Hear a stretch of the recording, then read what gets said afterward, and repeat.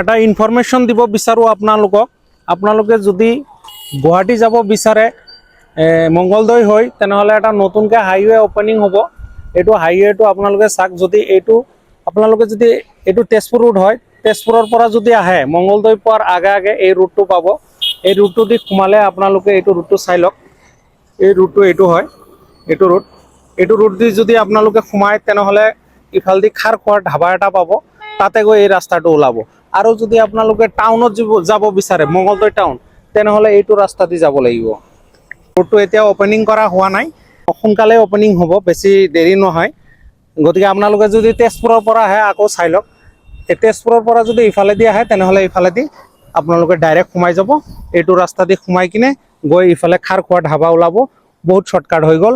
আৰু যদি মঙ্গলদৈ টাউনত যাব বিচাৰে তেনেহ'লে এইটো ৰাস্তা দি ডাইৰেক্ট এনেকৈ চিধা গুচি যাব, গৈ কিনে আপুনি মঙ্গলদৈ টাউনত যাব পাৰিব। গতিকে গুৱাহাটী যদি যায় তেনেহ'লে শ্বৰ্টকাট ৰাস্তা এইটোৱে হয়। এইটো 4 লাইন হৈ আছে, এতিয়াও কাম ক্লিয়াৰ হোৱা নাই। ভিডিঅ'টো যদি ভাল লাগে আপোনালোকে অৱশ্যই শ্বেয়াৰ, লাইক, কমেণ্ট কৰিবলৈ পাহৰি নাযাব। ধন্যবাদ।